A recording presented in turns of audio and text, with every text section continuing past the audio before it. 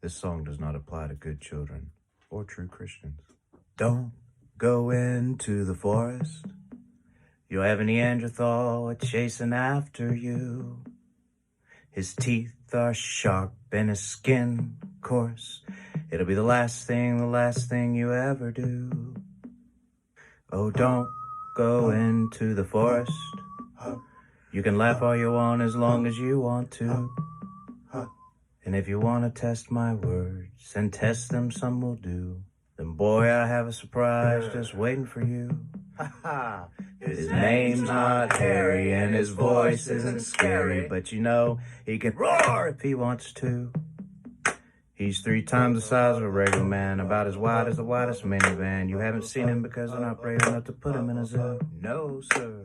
You know he's stronger than an ox named Babe. You don't dare charge him because he's never been paid. He likes to be alone, you might say, has an attitude. He likes to throw rocks and things. But boy, he's good to know in a pinch. He can pull you out of the mud better than any winch. But don't you dare cross him because he won't hesitate to tear you in two.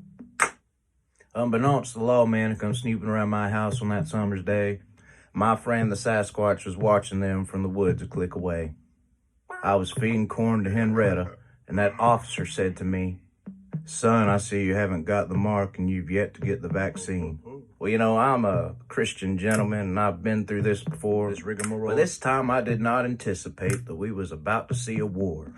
You should have seen their faces when that hairy critter come a-jumping out at them. They fired their guns and they screamed like girls and they turned and ran and hid. Told you not to come in the forest.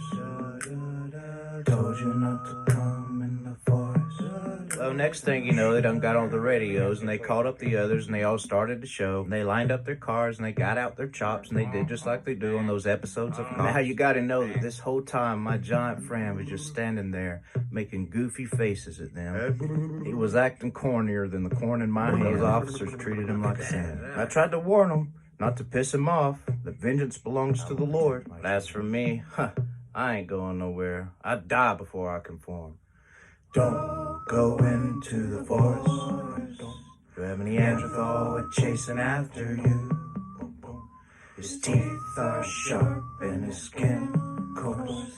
It'll be the last thing you ever do. You see, they've lied about aliens, 9/11, ISIS, COVID, and probably the moon landing too.